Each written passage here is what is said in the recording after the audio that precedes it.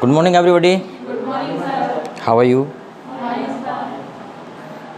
Today we are going to learn continuous tense. Continuous tense means the tense which show the continuity, which show the regularity of something is called the continuous tense. Generally, continuous tense is a tense which refers continuous activities or which shows the activities of continuous form. For example, fan is on. Understand, fan is on. Fan is running नहीं बोलेंगे, हाँ moving जरूर बोल सकते हो कि fan is moving. Train is running, aeroplane is flying. ठीक है. You are sitting, I am teaching. ठीक है. Light is on, not running. Actually light is not running in this form. Light is on. Okay. Generator is working.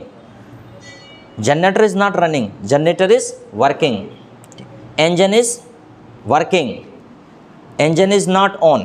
हाँ, engine is on, but engine is working. Engine is working. Light is on. Fan is on. ठीक है. Radio is on. Okay. On means running. Okay. Water is flowing. मतलब कुछ भी जो भी आप continue form में करते हो वह सब कंटिन्यूस टेंस है और यह सबसे इजी टेंस है. थोड़ा हम समझ लेते हैं, फिर आपसे कुछ एक्टिविटी भी करवाएंगे तो अपने आप समझ में आ जाएगा आपको कि कंटिन्यूस टेंस.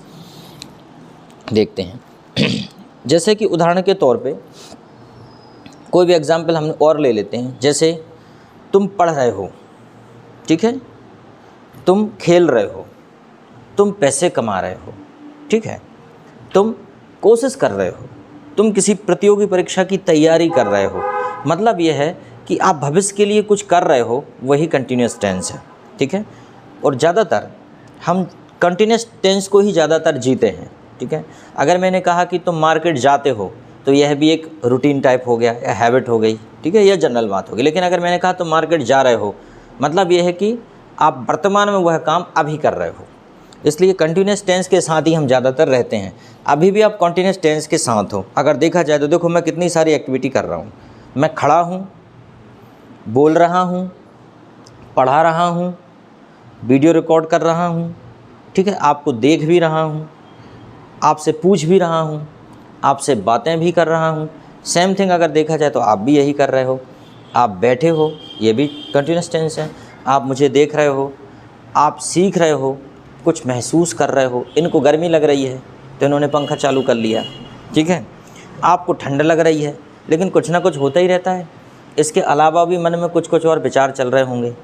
कई प्रकार के विचार चलते रहते हैं लोगों के मन में. यही कुछ नहीं तो अरे यार सर रोज़ ये वीडियो का नाटक लगा लेते हैं, वीडियो रिकॉर्ड करते रहते हैं, कुछ नहीं तो ये भी लोगों के मन में आता है. क्या करें. लेकिन 100% लोगों को सेटिस्फाइड तो नहीं कर सकते ना आप. भाई आप भी कुछ काम करोगे तो आप अगर एक एक व्यक्ति का ध्यान रखोगे तो आप कभी काम कर ही नहीं पाओगे, क्योंकि सभी को आपका काम अच्छा नहीं लगता. कुछ भी कर लो आप. ठीक है. तो आप ये भी सोच रहे होंगे. ठीक है. और भी कुछ सोच रहे होंगे, मेरे बारे में भी कुछ सोच रहे होंगे. ठीक है. चलो मैं भी आपके बारे में कुछ सोच रहा हूँ. सब रंग बिरंगे कपड़े पहन के आए हैं. ठीक है. सबके पास सबकी अलग अलग हैंड राइटिंग है ना. सबके पास अलग अलग कलर्स के बैग हैं. तो कुछ ना कुछ देख के एक राय तो बनती है कुछ ना कुछ. तो जो भी हम कर रहे हैं वह सब कंटिन्यूस टेंस है. ठीक है. अब कंटिन्यूस टेंस कैसे बनता है, तो सबसे इजी टेंस कंटिन्यूस टेंस ही है. सबसे पहले तो हम क्या करते हैं, इसमें सब्जेक्ट लगा देते हैं. क्या लगा देते हैं? सब्जेक्ट. फिर हम इसमें लगाते हैं हेल्पिंग वर्ब. हेल्पिंग वर्ब क्या लगाते हैं?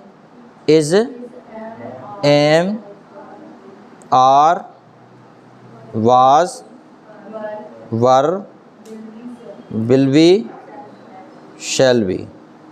हाँ, इतनी सारी हेल्पिंग वर्ब आप इसमें लगा सकते हो. Is, am, are, was, were, will be, shall be. Is, am, are हम लगा देंगे प्रेजेंट में. इज़, एम, आर प्रेजेंट में लगा देंगे. वाज, वर पास्ट में लगा देंगे और will be, shall B future में लगा देंगे. ये कोई बहुत ज़्यादा समझने वाली बात नहीं है, ये आपको पहले से पता है. तो अब ज़रा हम देख लेते हैं कोई एक एग्ज़ाम्पल. जैसे मैंने कहा तुम खा रहे हो. तुम खा रहे हो, खाना खा रहे हो या सिर्फ खा रहे हो, तो क्या हो जाएगा? You are eating. और खाना खा रहे हो तो ईटिंग फूड. अगर तुम आम खा रहे हो, यू आर ईटिंग मैंगो। तुम बिही खा रहे हो, गुआवा, गुआवा अमरूद, बिही। तुम केला खा रहे हो, बनाना। कोई दिक्कत? बड़ा सिंपल है। अच्छा, अगर मैं खा रहा हूँ क्या हो जाएगा? I am eating, I am eating. मैं पी रहा हूँ, आई एम ड्रिंकिंग। मैं खेल रहा हूँ, मैं बात कर रहा हूँ, आई एम टॉकिंग। मैं पढ़ रहा हूँ, वह रो रहा है, वह रो रहा है, ही इज़ क्राइंग।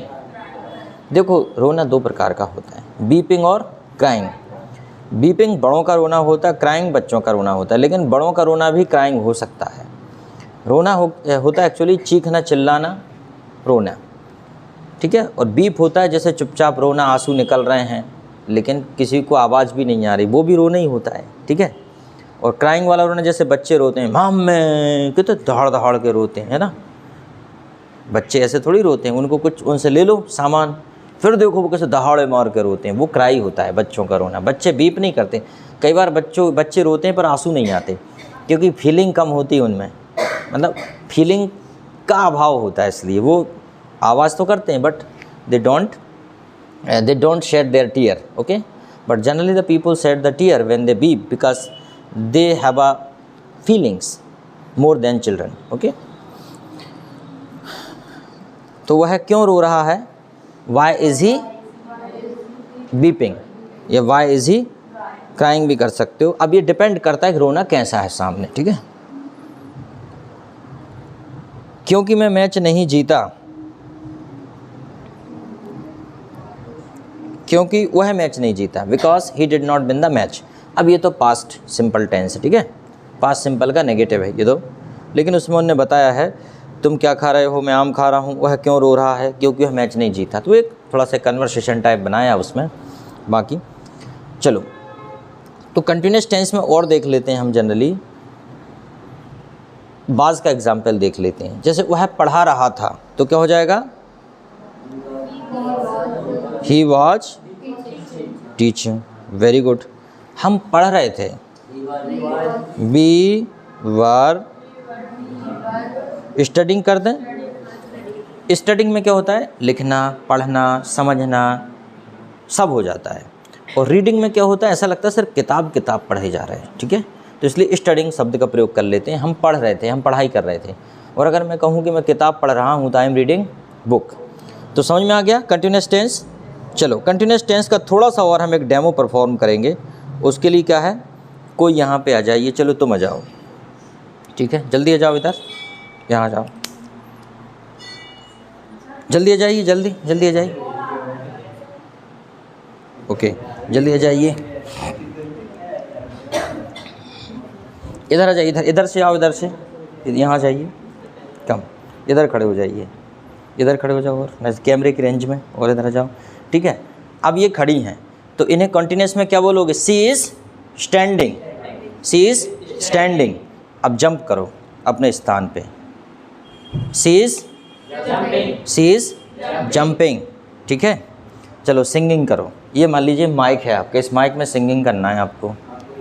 तो ऐसे सिंगिंग करते हैं सिंगर, कितने एक्टिविटी के साथ सिंगिंग करते हैं, ठीक है। यस, एक्टिंग तो करो थोड़ा सिंगिंग जैसे, लगे कि सी इज सिंगिंग। यस, जैसे ऐसे झलक दिखला जा, झलक दिखला जा, इस प्रकार से, है ना, सिंगिंग। चलो, सी इज सिंगिंग तो नहीं कर रही, she is smiling, she is smiling, smile कर रही। चलो ठीक है। तो ड्रिंकिंग की एक्टिंग करो। ड्रिंक कैसे करते हैं? हाथ से ही करो ड्रिंकिंग। सी इज ड्रिंकिंग, ठीक है। चलो ठीक है। रनिंग की एक्टिंग करो, दौड़ने की। सी इज रनिंग, ठीक है। डांसिंग की एक्टिंग करो, डांसिंग की एक्टिंग करो, जल्दी करो डांसिंग की एक्टिंग, ठीक है। Very good. अरे बहुत अच्छा डांस। ये तो स्टेप उस दिन मैं भूल ही गया था बताना। ये वाली भी डांस की एक्टिंग हो सकती है। थोड़ा सा विदेशी लोग करते हैं ऐसा डांस, है ना। भारतीय लोग तो ऐसा वाला करते हैं, है ना, नागिन वाला। क्या नहीं, नागिन वाला करते हैं ना भारतीय लोग, विदेशी। She is dancing. कुकिंग की एक्टिंग करो। कुकिंग, रोटी कैसे बनाते हैं? She is rolling out chapati. Rolling out chapati. Car चलाने की एक्टिंग करो। ऐसे चलाएंगी ये गाड़ी, सीधी चलाएंगे ही नहीं, सीधी भी तो चल सकती, बिल्कुल ऐसी ऐसी। ठीक है, सी इज़ ड्राइविंग। चलो ठीक है, राइडिंग बाइक, बाइक चलाने की एक्टिंग करो। सी इज़, आजकल तो सेल्फ स्टार्ट है तो किक मारने का काम ही नहीं है। She is riding bike. She is riding. She is riding. चलो क्रिकेट खेलने की एक्टिंग करो। ये कैसी क्रिकेट है भैया? कैसे करके मारते हैं? जब तो छक्का लगेगा, है ना, जब तो सिक्स मार पाओगे। सी इज़ प्लेइंग क्रिकेट। क्या खेल रही? बैडमिंटन खेल के दिखाओ। ये मान लो आपका रैकेट है, इससे बैडमिंटन खेल के दिखाओ। ठीक है, badminton. She is playing badminton. रोने की एक्टिंग करो। जब मान लो आपकी छोटी बहन ने आपको मार दिया, तुम तो मान नहीं पाओगी उसको, है ना। रोने की एक्टिंग करो ऐसे, ये रोने की एक्टिंग। C is beeping. आवाज़ नहीं कर रही है तो ये इसका रोना बीपिंग है। She is beeping. ठीक है, खाना खाने की एक्टिंग करो। जो पानी पूरी खाते हो ना तुम, वैसे वाला फुल्की कैसे खाते हैं। ठीक है, अजगर की तरह पहले मुंह खोलना पड़ता है, तब जाके पानी पूरी अंदर जाती है। ठीक है, लिखने की एक्टिंग करो। She is writing. She is writing something. ठीक है, समझ में आया? अब देखो, इसी को अगर हम पुराना कर दें तो बाज हो जाएगा। ठीक है, जैसे कि सी वाज, अगर ये डांस कर रही थी तो इधर आ जाओ थोड़ा सा। She was dancing. She was playing. She was jumping. She was singing. ये सारे के सारे काम अगर पास्ट में कर दो तो बाज लग जाएगा। ठीक है, और अगर हम दोनों की बात की जाए, हम दोनों, तो क्या लगेगा? हमारे साथ आर लगेगा। क्या लगेगा? आर। यू आर, जैसे हम दोनों खड़े हैं तो क्या हो जाएगा? You are standing. क्या हो जाएगा? You are standing. चलो अपन दोनों बात करते हैं। We both are talking. हाथ मिलाओ तो क्या हो जाएगा? We are shaking hand. We are shaking hand, हम हाथ मिला रहे हैं। ठीक है, अगर फाइट करो क्या हो जाएगा? We are fighting. We are fighting. चलो अब इसे पास्ट में ले जाते हैं। मतलब हम ये काम कर रहे थे, कर नहीं रहे, कर रहे थे पास्ट में, तो क्या हो जाएगा? चलो फाइट करो। We were fighting. ठीक है, ये रो रही थी, मैंने इसको मान लो मार दिया, तो ये रो रही थी तो क्या हो जाएगा? She was. तुम रोने की एक्टिंग करो। She was. कोई भी टेंस सीखने के लिए सबसे आवश्यक हो जाता है कि आप पहले उसे पढ़ो, उसके कॉन्सेप्ट को समझो, फिर थोड़ा सा कन्वर्सेशन में लेके आओ, फिर उसका इंग्लिश से हिंदी करो, फिर हिंदी से इंग्लिश करो, उसके बाद आपको समझ में आ जाएगा। ठीक है, a man reached at home after the whole day work. A man reached at home after the whole day work, इसका मतलब क्या होगा? एक आदमी, रीच्ड मतलब पहुंचा। अगर ये आपने बार बार देख लिया ना तो आपको तो खैर ठीक है, सभी को इंग्लिश पढ़ना आता है, पर ये उन बच्चों के लिए बड़ा काम का है जिनको इंग्लिश पढ़ना नहीं आता। और आपने देखा होगा सरकारी स्कूल के, हमारे जो सरकारी स्कूल के बच्चों को इंग्लिश पढ़ना नहीं आता। Am right? नहीं आता ना, बहुत से बच्चों को 12th तक इंग्लिश पढ़ना नहीं आता। ये तो खैर बहुत इजी कंटेंट है। NCERT CBSE की किताबों में थोड़ा सा डिफ़िकल्ट कंटेंट होता है। तो क्या है?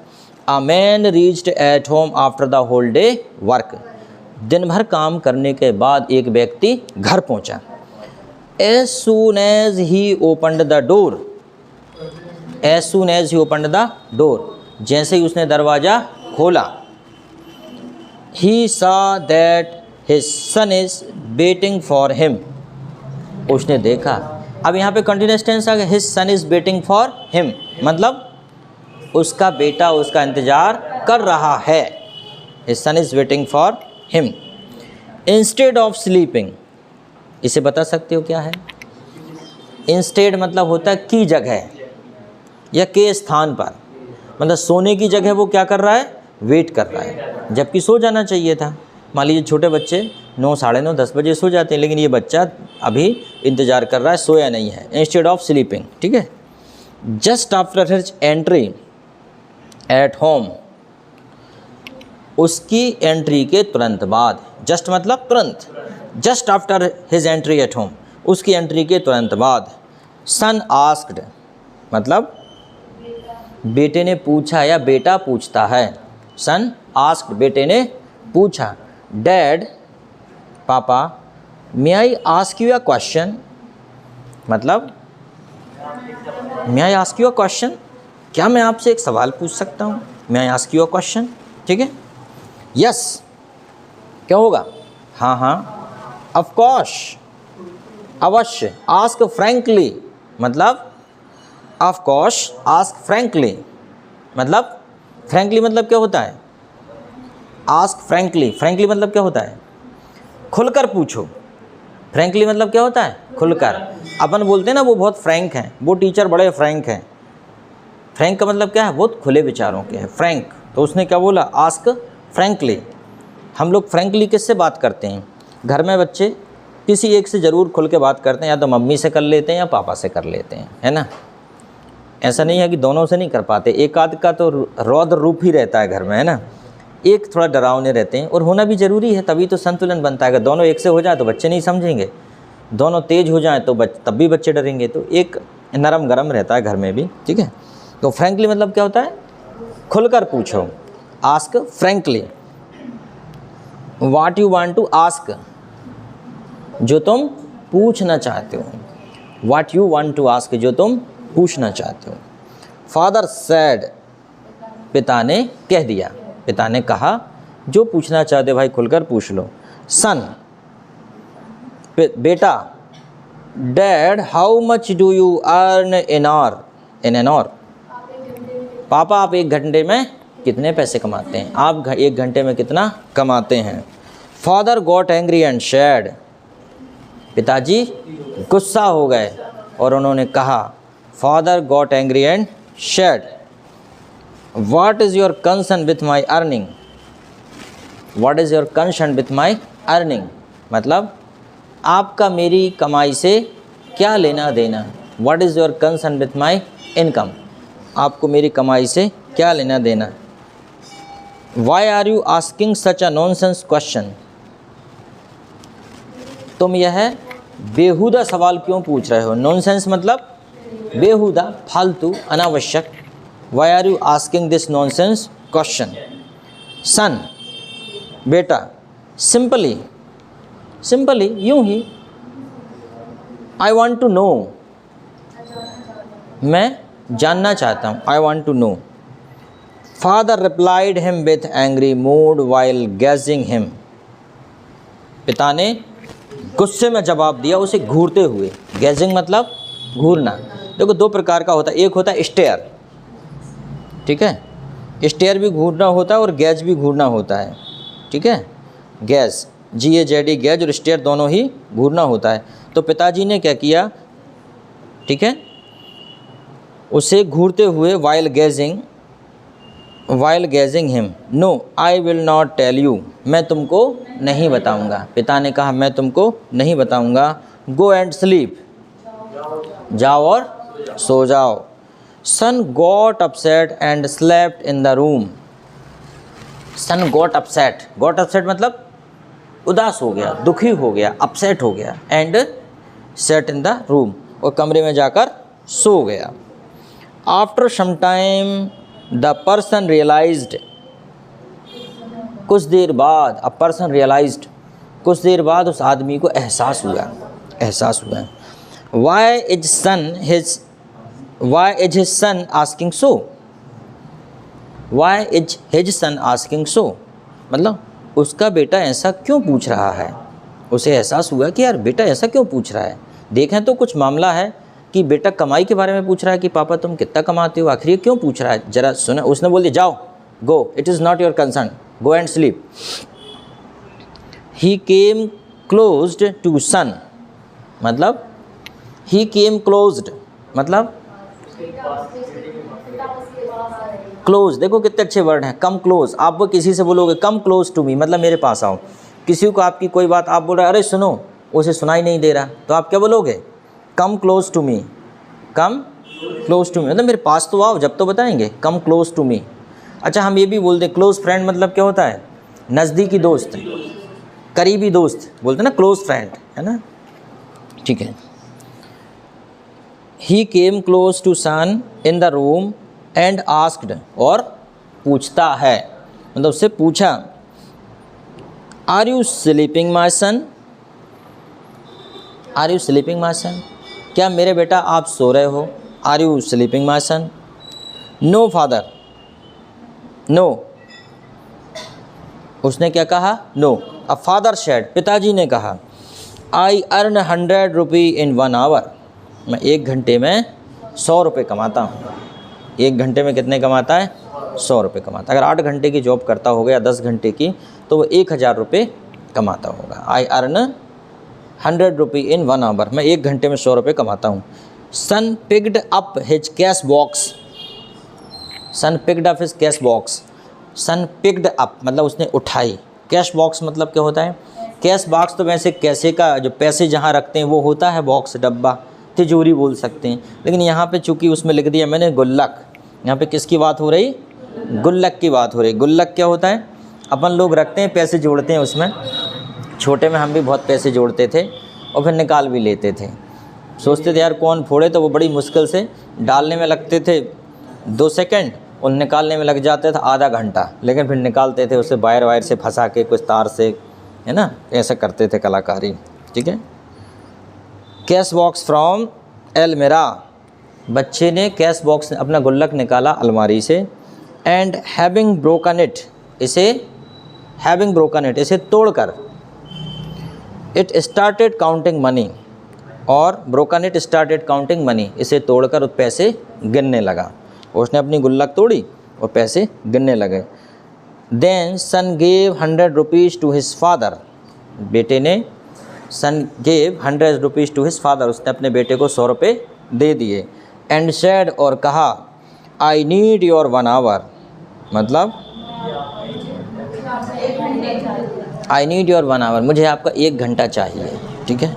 इस कहानी से क्या निष्कर्ष निकलता है, इस कहानी से इस कहानी से यह निष्कर्ष निकलता है कि माता पिता अपने बच्चों को समय नहीं देते और बच्चों को पेरेंट्स का समय चाहिए, और पेरेंट्स को भी यह गलती नहीं करना चाहिए कि उनके बचपन की जो अच्छी यादें हैं, स्वीट मेमोरीज़ हैं, उनको वो जाने दें, क्योंकि ये वक्त दोबारा नहीं आएगा। तो जो भी पेरेंट्स अगर इस वीडियो को देख रहे हैं, या आप भी कभी इन फ्यूचर, या जो भी आपके आसपास पेरेंट्स, उनको भी बताओ कि काम के प्रेशर में इतना मत लगे रहो कि अपने बच्चों की जो स्वीट मेमोरीज़ हैं उनको भी तुम एंजॉय ना कर पाओ। कुछ चीज़ें ज़िंदगी में एक ही बार मिलती हैं कि नहीं, एक ही बार मिलती हैं। क्या बचपना वापस आ सकता है आपका, क्या जवानी वापस आ सकती है, क्या बुढ़ापा तो कोई वापस चाहता भी नहीं है। अब जैसे हमारी बेटी है छोटी सी, क्या उसका बचपन वापस आ सकता है, मान लो बचपन चला जाएगा फिर वापस आएगा, नहीं आएगा, अभी बचपन है, इसलिए हम देखो उसके लिए क्या क्या करते हैं, हमने घर बनाया उसके लिए, ठीक है। That is why I spend the time with her, only the psychology to spend time with her, that's why I make some things, I make art. And have you seen the video where I have printed this wall, जैसे I printed this floor. आपने एक video देखना जिसमें मैंने पूरे जो फर्श को पेंट कर दिया था, ठीक है, रंगीन, और उसमें फिर उसको अल्फ़ाबेट बना के उसको पढ़ाया है। अगर आप देखेंगे तो उसमें लगेगा why to spend the time with her only, ठीक है। My purpose not to teach her very much, but my purpose to spend time with her. Same thing that through the story the message is given to the parents, they are very busy, they do not give the time for their children. Okay, चलो, तो समझ में आ गया आपको future कैसे बनाना है। चलो, अब इसमें कुछ थोड़े से सेंटेंसेस हैं, हम उनको और बना देते हैं, ठीक है। जैसे कि वह रोते हुए कह रही थी, ठीक है, तो रोते में बोलना क्या होता है, सी वॉज विनिंग, एक वर्ड है WHINING, विनिंग। विनिंग मतलब रोते हुए। अब रोते हुए कैसे कहते हैं, बहुत से लोग रोते हुए बोलते हैं ना, छोटे बच्चे रोते रोते बोलते हैं, अरे पापा हमें ये ला दो, रो भी रहे हैं, हमें अभी चाहिए, कल ला देंगे, नहीं हमें अभी चाहिए, ठीक है, अभी चलो पापा, ठीक है, अभी दिलाओ ये सामान, कुछ भी। तो दैट इज़, वह रोते हुए कह रही थी, सी वॉज विनिंग। विनिंग मतलब रोते हुए हो जाता है। अच्छा, तुम दिन ब दिन मोटे होते जा रहे हो, तो क्या हो जाएगा, कितना सिंपल है, you are getting fat day by day. तुम दिन ब दिन गोरे होते जा रहे हो। You are getting fair day by day, तुम दिन ब दिन काले होते जा रहे हो। You are getting black day by day, तुम दिन ब दिन दुबले होते जा रहे हो। You are getting thin day by day. Any problem? तो यही है, तुम होते जा रहे हो डे बाई डे, ठीक है। तुम दिन ब दिन स्मार्ट होते जा रहे हैं अगर हम कहें तो, you are getting smart day by day. चलो, चश्मा तो तुम बड़ा शानदार लगाए हुए हो, तो क्या हो जाएगा? ऑसम। अपन बोलते ना, अरे बड़ा अंतिम चश्मा लगाओ या बड़ा शानदार, बड़ा मज़ेदार। You are wearing an awesome glass, awesome glass, ठीक है। क्या तुम मुझे बेवकूफ़ बना रही थी? वर यू डुपिंग मतलब होता है बेवकूफ़ बनाना, और नहीं तो जनरली हम बोल देते हैं making me fool. Were you making me fool, make fool हम लोग जनरली यूज़ कर लेते हैं, बाकी डुपिंग भी एक वर्ड है, ये कर सकते हो। वर यू डुपिंग मी, क्या तुम मुझे बेवकूफ़ बना रही थी? अच्छा, क्या तुम मुझे पढ़ा रही थी? Were you teaching me. क्या आप मुझे धोखा दे रही थी? वर यू चीटिंग मी, ठीक है। क्या आप मुझे डिस्टर्ब कर रही थी? Were you disturbing me. कोई दिक्कत?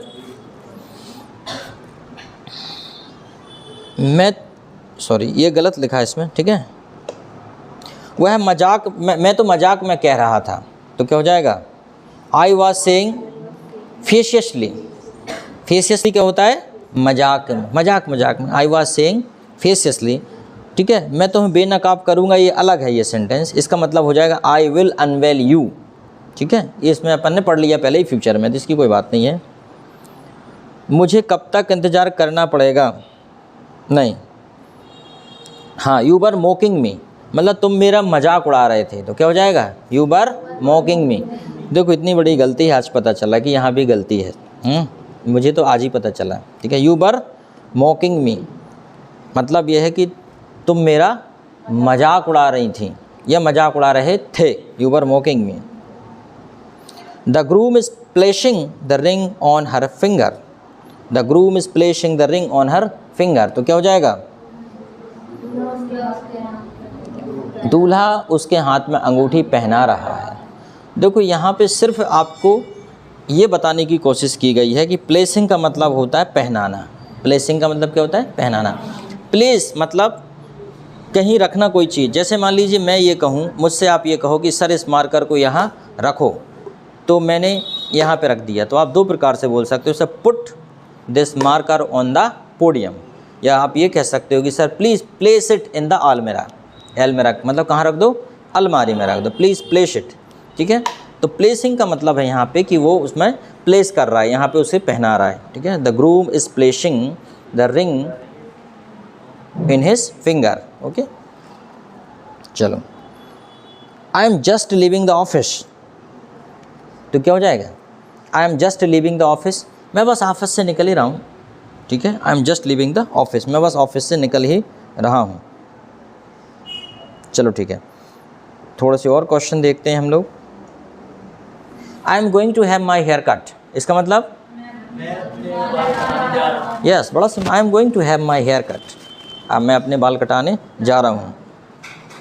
Y are you humiliating me? Why are you humiliating me? कोई बता सकता है इसका मतलब क्या होगा? ह्यूमिलिएटिंग मी, जलील करना। क्या होता है? जलील करना। तुम मुझे क्यों जलील कर रहे हो? जलील मतलब क्या होता है? बेइज्जत करना। Very good. Why are you humiliating me? Generally लोग एक दूसरे को जलील करते रहते हैं समाज में, है ना। Why are you getting my nerves? Why are you getting my nerves? इसका मतलब तुम मेरा दिमाग क्यों खा रहे हो? तुम मेरा दिमाग क्यों खा रहे हो? तुम मेरी जान क्यों खा रहे हो? तुम मेरा दिमाग क्यों खा रहे हो? Why are you getting my nerves? ठीक है। Carry on, you are doing well, क्या हो जाएगा? Carry on, you are doing well, लगे रहो, तुम अच्छा काम कर रहे हो। लगे रहो, तुम अच्छा काम कर रहे हो। इतिहास खुद को दोहराता है। इतिहास खुद को दोहराता है, तो क्या हो जाएगा? History repeat itself. History repeat itself. दोहराता है, ठीक है, दोहरा रहा है क्या? हाँ, हिस्ट्री इज़ रिपीटिंग itself. कई बार कुछ पहले हुआ है वही दोबारा होता है तो उसे हम बोलते इतिहास दोहरा। अच्छा, इतिहास दोहराया जाता है कि नहीं? इसलिए आपसे कहा जाता है कि हिस्ट्री रीडर मत बनो, हिस्ट्री मेकर बनो। Do not become the part of crowd but become the reason of crowd and always be the history maker not a history reader. ठीक है, ये हमेशा ध्यान रखो। इतिहास बनाने वाले बनो, ना कि पढ़ने वाले। और कभी भी जो है कि do not become the part of crowd, कभी भीड़ का हिस्सा मत बनो बल्कि भीड़ का कारण बनो। भीड़ के हिस्सा बनने में मज़ा नहीं है, कारण बनने में मज़ा है। हिस्सा तो कोई भी बन जाता है, भीड़ में कुछ भी काम किया जा सकता है, लेकिन आपके कारण भीड़ लगना चाहिए, ना कि आप भीड़ में हो। ऐसा आपका एटीट्यूड होना चाहिए। हमारे भारत में आपने देखा होगा कि राजनेता या कोई भी कितने आसानी से भीड़ इकट्ठी कर लेता है, पूरा श्रेय वो ले लेते हैं और भीड़ कितने आसानी से उनके पीछे चल पड़ती है ना। चाहे वो धार्मिक बाबा हों, मौलाना हों, जो भी हों, पादरी हों, ये अपनी भीड़ कितने आसानी से जोड़ लेते हैं। ठीक है, और इन्होंने पब्लिक को क्या दिया है? दंगा, फसाद, नफ़रत, हिंसा, इसके अलावा ये कुछ नहीं देते। उसकी बढ़िया दाल रोटी चल रही है तो क्या हो जाएगा? He is earning bread and butter, he is earning bread and butter. चलो ठीक है, तो आज के लिए इतना काफ़ी है। कल हम कंटिन्यूअस टेंस पे क्वेश्चन आंसर करेंगे। वीडियो के लिए इतना काफ़ी है।